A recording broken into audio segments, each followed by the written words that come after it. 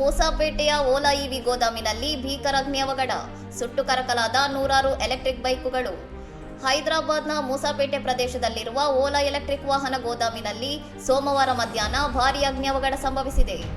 Railway ಹಳಿಯ ಸಮೀಪದ ಗೂಡ್ shed ಬಳಿ ಇದ್ದ ಗೋದಾಮಿನಲ್ಲಿ ಕಾಣಿಸಿಕೊಂಡ ಬೆಂಕಿ ಕ್ಷಣಾರ್ಧದಲ್ಲಿ ಕಟ್ಟಡದಾದ್ಯಂತ ಹರಡಿದ್ದು, ಆಕಾಶಕ್ಕೆ ದಟ್ಟವಾದ ಕಪ್ಪು ಹೊಗೆ ಆವರಿಸಿದ್ದರಿಂದ ಸ್ಥಳೀಯರಲ್ಲಿ ಭೀತಿ ಉಂಟಾಗಿತ್ತು. ಘಟನೆಯಲ್ಲಿ ಗೋದಾಮಿನಲ್ಲಿದ್ದ ಹಲವು ಎಲೆಕ್ಟ್ರಿಕ್ ಬೈಕುಗಳು ಹಾಗೂ ಗೋಡೆಯ ಬಳಿ ನಿಲ್ಲಿಸಿದ್ದ ಸಾರಿಗೆ ವಾಹನವೊಂದು ಸಂಪೂರ್ಣವಾಗಿ ಸುಟ್ಟು ಕರಕಲಾಗಿವೆ. ಮಾಹಿತಿ ತಿಳಿಯುತ್ತಿದ್ದಂತೆ 4 ಅಗ್ನಿಶಾಮಕ ವಾಹನಗಳೊಂದಿಗೆ ಸ್ಥಳಕ್ಕೆ ಧಾವಿಸಿದ ಅಗ್ನಿಶಾಮಕ ದಳದ ಸಿಬ್ಬಂದಿ ಬೆಂಕಿಯನ್ನು ನಂದಿಸಿ ಪಕ್ಕದ ಆಸ್ತಿಗಳಿಗೆ ಹರಡದಂತೆ ತಡೆಹಿಡಿದಿದ್ದಾರೆ. ಪೊಲೀಸರು ಸ್ಥಳಕ್ಕೆ ಆಗಮಿಸಿ ರಕ್ಷಣಾ ಕಾರ್ಯದಲ್ಲಿ ನೆರವಾಗಿದ್ದು, ಅದೃಷ್ಟವಶಾತ್ ಈ ಅವಘಡದಲ್ಲಿ ಯಾವುದೇ ಪ್ರಾಣಾಪಾಯ ಅಥವಾ ಗಾಯಗಳಾಗಿರುವ ವರದಿಗಳಾಗಿಲ್ಲ.